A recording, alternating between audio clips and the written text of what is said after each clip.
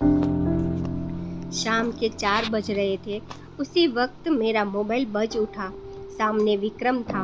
हमेशा की तरह वो प्यार से बोला, जाने मन क्या कर रही हो? मैंने कहा, कुछ नहीं, बस अब ऑफिस से निकलकर पीजी जाऊंगी। तुम क्या आ रहे हो? और सामने से जो सुना उस पर विश्वास नहीं हुआ।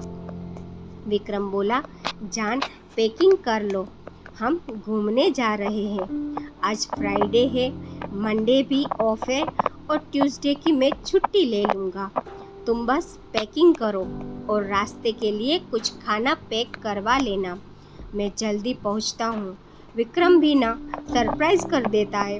कभी कभी पिछले 1 महीने से इसी बात पर हमारी बहस चल रही थी। वीकेंड आ रहा है, प्लान बनाओ, पर उसने अपने घर जाने की रट लगा रखी थी। हम दोनों ही गुड़गांव में जॉब करते थे, अलग अलग पीजी में रहते थे, हफ्ते में 3-4 बार मिल लेते थे, पर वीकेंड पर विक्रम का घर जाना ज़रूरी था। उसके पेरेंट्स उसकी राह देखते थे। मेरा अपना कहने को कोई नहीं था। इस दुनिया में चाचा ने बचपन में पाल दिया, पढ़ा लिखा भी दिया। अब जब वो नहीं रहे तो मैं उनकी फैमिली में एक अवांछनीय सदस्य हो गई। इसलिए पिछले 2 साल से पीजी में रहने आ गई थी। यहीं विक्रम से मुलाकात हुई और कब मुलाकातें प्यार में बदल गई पता ही नहीं चला। हम दोनों उम्र के 30 वसंत देख चुके थे। अब हमारा प्यार में लड़कपन नहीं था, एक गंभीरता थी, पर हम दोनों एक साथ लिव इन में रहने की हिम्मत ना जुटा पाए। खैर, यह तो हुआ परिचय। अब अपनी कहानी पर आती हूँ। उस दिन जैसे मेरे पैरों को पंख लग गए थे। मैं बहुत खुश थी। विक्रम के साथ इतने दिन बिताने की कल्पना से ही मैं सिहर उठी थी। मैं जल्दी से सब ज़रूरी चीज़ें पैक की, अपने वॉकिंग शूज़ कसे और रेडी थी। तभी फ़ोन पर मिस कॉल यानी विक्रम आ गया। मैं जल्दी ही सामान गाड़ी में रखा और बैठते ही विक्रम को चूम लिया। वो भी बहुत खुश हो गया। उसने कहा, रुबिन, बी रेडी, हम एंजॉय करेंगे। हम पूरी रात ड्राइव करते रहे और जब सुबह की पहली किरण उदित हुई तो हम उत्तराखंड के एक छोटे से हिल स्टेशन पर पहुंच चुके थे। वहां हमने थोड़ा घूम घाम कर देखा। हमने रहने के लिए नदी किनारे एक शांत सी कॉटेज मिल गई। रूम बहुत बढ़िया था, बड़ी बड़ी खिड़कियां और सामने खूबसूरत नदी। विक्रम जानता था मुझे क्या पसंद है। हमने जल्दी से फ्रेश होकर पहले अपनी नींद पूरी करने का प्लान बनाया, पर बिस्तर पर आते ही वो रोमांटिक मूड में आ गया और फिर जो नींद आई, मेरी आंखें 3 बजे के लगभग खुली। विक्रम अभी भी सो रहा था। मैंने उठकर कपड़े पहने और खाने के लिए कुछ ढूंढने लगी। तभी मुझे लगा जैसे कोई गुनगुना रहा हो। मैंने दरवाज़ा खोला तो लॉबी के आखिरी हिस्से में बड़ी सी खिड़की पर एक लड़की अपना सिर टिकाए खोई हुई सी गुनगुना रही थी। उसकी पीठ मेरी ओर थी और उसके बाल घुंघराले बिखरे हुए शाही काले थे। मुझे लगा यहाँ कोई और भी है। चलो अच्छा है, साथ में कोई अपनी उम्र का है, ट्रैकिंग में मज़ा आएगा। तभी विक्रम ने मुझे आवाज़ दी, जान कहाँ गई? और तभी उस लड़की ने मुड़कर मुझे देखा। वो बहुत ज़्यादा गोरी थी। मुझे देख वो मुस्कुरा दी। मैंने भी मुस्कुराकर उसका प्रत्युत्तर दिया।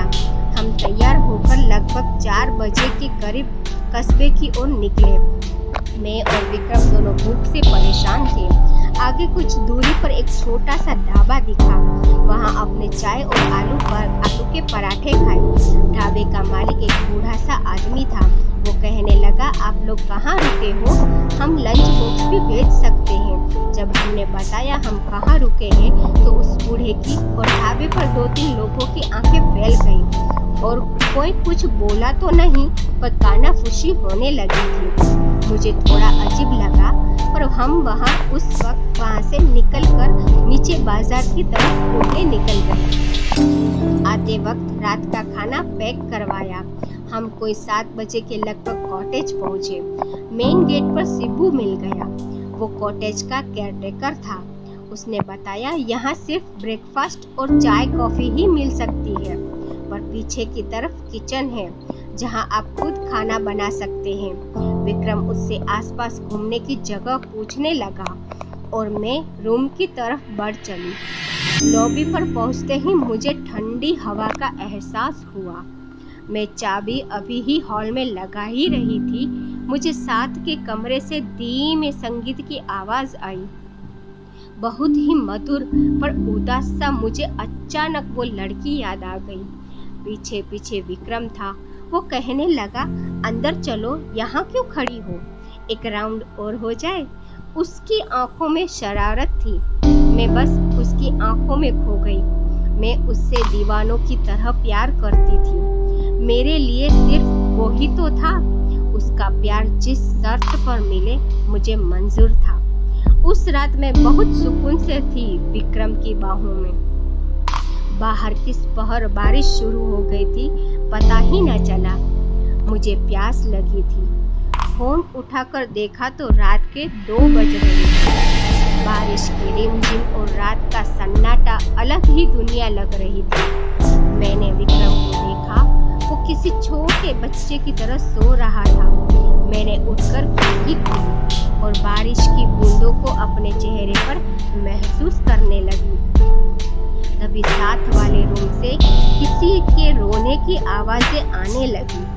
कोई आदमी जोर जोर से बोल रहा था और कोई लड़की रो रही थी। उसकी आवाजें स्पष्ट नहीं थी, जैसे दबी दबी सी थी। खिड़की बंद करने की आवाज से विक्रम भी उठ बैठा। कहने लगा, रूबिन, तुम रात को खिड़की क्यों खोल रही हो? यह कॉटेज नदी के पास है, जंगली जानवर भी आ सकते हैं। मैंने तब दिन में मिलने वाली वो बिखरे बालों वाली लड़की का जिक्र किया। मेरा ख्याल था वो कोई विदेशी है। विक्रम बोला, उन्हें छोड़ो, कल तुम्हें एक वाटरफॉल पर ले जाऊंगा। अभी इधर आओ और मुझसे लिपट जाओ। सुबह बड़ा फ्रेश मूड था।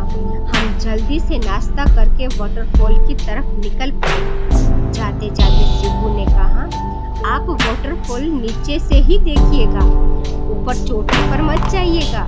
उस चोटी से फिसलकर बहुत लोग जान गंवा चुके हैं। लगभग 3 किलोमीटर की ट्रैकिंग करके हम उस वाटरफॉल तरफ पहुंचे। वहाँ काफी चहल पहल थी। पर्यटकों के साथ साथ लोकल लोग भी थे। संडे जो था वाकई बहुत खूबसूरत जगह थी। हम भी वहाँ फोटो लेने लगे। वहाँ पर एक छोटा सा लड़का लगभग जला हुआ पतीला, मैगी और कुछ कोल्ड ड्रिंक्स की बोतलें लिए बैठा था। विक्रम ने उससे कहा, मैगी के साथ साथ चाय पिला सकते हो? उसने हाँ में सर हिलाया। विक्रम उससे बातें करने में व्यस्त हो गया। मैं कैमरा ले थोड़ा और ऊपर को चढ़ने लगी। एक पतली सी उबड़ खाबड़ पगडंडी सी थी जो वाटरफॉल के साथ साथ चल रही थी। अभी थोड़ा आगे ही बढ़ी थी कि अचानक वो उलझे बालों वाली लड़की मुझे अपने आगे दिखाई दी। वो बहुत तेजी से आगे बढ़ रही थी। मैं लगभग भागते हुए उसके पास पहुंची। मैंने हाथ आगे बढ़ाया ही था कि वो पलटी। मैं सकपका गई। मैंने कहा, हेलो। वो मुस्कुरा दी। मैंने बात आगे बढ़ाते हुए कहा, आर यू अलोन हियर? उसने ना में सिर हिलाया। उसका चेहरा गोल और बहुत गोरा था, पर आंखें एकदम काली उसके बालों की तरह। वो बेहद खूबसूरत थी। मैंने उससे पूछा, वेयर आर? इस बार वो धीमी आवाज़ में बोली, मैं भी भारतीय ही हूँ। मैंने कहा, ओह, मुझे लगा आप विदेशी हो। वो हल्के से हंस दी। तभी मुझे ढूंढता हुआ विक्रम आ गया। मैंने परिचय करवाया, मैं रूबिन और मेरे हस्बैंड विक्रम। मैं झूठ बोल गई। उसने अपना नाम सारा बताया। विक्रम ने चाय पीने का ऑफर दिया, पर उसने मना कर दिया। वो चोटी की ओर बढ़ चली। जाते जाते विक्रम ने उसे बी केयरफुल कहा। वो पलटी और मुस्कुराते हुए हाथ हिला दिया। हम लगभग 2 घंटे वहीं बैठे रहे, पर सारा वापस नीचे की ओर नहीं आई। मैंने कहा, चलो बाजार घूम आते हैं, पर विक्रम का मूड कुछ और था। हम वापस कॉटेज पहुँचे। वापसी के सारे रास्ते में विक्रम शरारत करते हुए आया था। कभी गले लगा लेता, कभी चूम लेता, कभी गोदी में उठा लेता। मुझे लग रहा था काश यह वक्त यहीं रुक जाए, हम हमेशा यहीं रह जाए। जब मेरी नींद खुली, विक्रम बिस्तर पर नहीं था। मैं कपड़े पहनते हुए उसे आवाज़ देने लगी, पर कोई जवाब नहीं आया। विक्रम कहीं भी नहीं था। तभी बाहर लॉबी में कुछ आवाज़ आई। मैंने दरवाज़ा खोला तो विक्रम बाहर उस खिड़की के पास खड़ा था जहां मैंने सारा को पहली बार देखा था। उसी तरह सर टिकाते हुए बाहर देखते हुए। जनाब, कहाँ खो गए? विक्रम पलटा और बोला। मुझे कोई उदास सी धुन सुनाई दी। उसका पीछा करते करते यहाँ आ गया। साथ वाले दरवाज़ा हल्का सा खुला हुआ था। मुझे जिज्ञासा हुई, सारा वापस आई है कि नहीं। मैंने देखा तो रूम बिल्कुल खाली था। पलंग पर एक भी सिलवट नहीं, पर्दे लगे हुए। मुझे लगा सारा शायद चली गई। हमने डिसाइड किया आज डिनर खुद ही बनाएंगे। विक्रम ने शिबू से खाना और वोडका ले आने को कहा। हमने कॉटेज के आंगन में आग जलाई, साइड में ही चूल्हा मंगा लिया। वोडका देख शिबू भी हमारे साथ बैठ गया। मैंने खाना पकाने लगी। रात बढ़ती जा रही थी। शिबू 2 पेग लगाने के बाद सेंटी हो गया था। कहने लगा, बाबूजी हमें भी दिल्ली ले चलो, अपने पास रख लेना, सेवा कर देंगे। विक्रम उसे समझाने लगा, अरे तुम तो जन्नत में रहते हो, यहाँ काम भी कम है, आराम से रहो। आज तो कॉटेज में हम अकेले ही गेस्ट हैं। शिबू ने कहा, साहब पिछले कुछ महीनों से आप ही अकेले गेस्ट हो। मैं और विक्रम एक दूसरे की शक्ल देखने लगे। हमने कहा, अच्छा एक कपल और भी था हमारे साथ वाले रूम में। आदमी को तो देखा नहीं, पर लड़की से मैं कॉटेज और फिर वाटरफॉल पर भी मिले थे। क्यों झूठ बोलते हो? शिबू का चेहरा सफेद पड़ गया। वो कुछ नहीं बोला। विक्रम ने कहा, क्या हुआ? शिबू अपना गला साफ करते हुए बोला, साहब मैं अपनी माँ की कसम खाता हूँ, आप यहाँ अकेले ही गेस्ट हो। आप आ गए, नहीं तो मैं खुद अपने गाँव जाने वाला था। मैंने कहा, फिर वो लड़की कौन थी, कहाँ से आई? शिबू ने बताया, इस कॉटेज के बारे में बहुत कहानियाँ फैली हुई है। यह बहुत पहले अंग्रेजों के ज़माने में किसी साहब बहादुर का घर था और यहाँ कुछ मौतें हुई थी। तब से आसपास के लोग यहाँ आवाज़ें सुनने लगे। कभी कोई उदास सी धुन, कभी लड़की के गाने की, कभी रोने की। मेरा यह सुनकर खून जम गया था। पर शिबू हमें सांत्वना देते हुए बोला, साहब मैंने तो आज तक ऐसा कुछ देखा न सुना। मैं तो रोज यहीं रहता हूँ, कभी कुछ नहीं देखा। क्या दोनों रूम में आ गए? विक्रम मुझे चर्सी के कहा, इसकी बातों में आ रही हो, पर अंदर से वो भी डरा हुआ लग रहा था। वोडका उतर चुकी थी और नींद भाग गई थी। मैं और विक्रम इधर उधर की बातें करते हुए टाइम बिता रहे थे। रात के 10 बज गए थे। बारिश शुरू हो गई। उसने माहौल को और बोझिल बना दिया था। बातें करते करते हम कब सो गए पता ही नहीं चला। रात के किसी वक्त मुझे लगा जैसे मेरे ऊपर कोई झुका हुआ है। मैंने आंखें खोली तो सारा थी। सारा कंधों से पकड़कर मुझे उठा रही थी। मेरा नाम बार बार पुकार रही थी। उसकी आवाज़ें किसी कुएं से आती हुई लग रही थी। मैं हड़बड़ा कर उठी। सारा मेरा हाथ पकड़कर मुझे खींचती हुई अपने साथ ले जाने लगी। मैं डर के मारे मेरे गले से आवाज़ तक नहीं निकली। मैंने पीछे मुड़कर देखा, विक्रम बिस्तर पर ही था। सारा मुझे साथ वाले कमरे में ले गई। उस कमरे की शक्ल ही बदली हुई थी। हॉल के कोने में बड़ी सी चेयर पर एक अंग्रेज बैठा हुआ वायलिन बजा रहा था। उदास धुन सारा उसके पैरों के पास जाकर बैठ गई।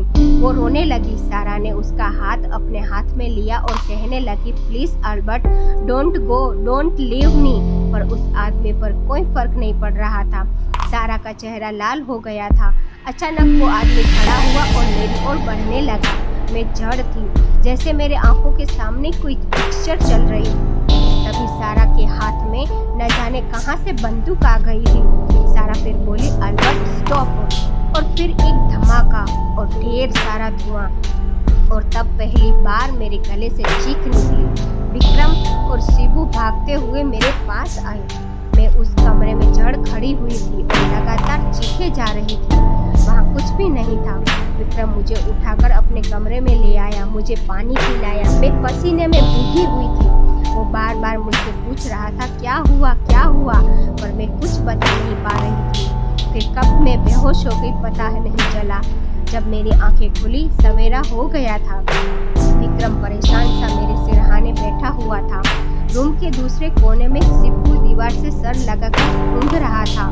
मैंने उठने की कोशिश की तो विक्रम ने मेरी मदद की।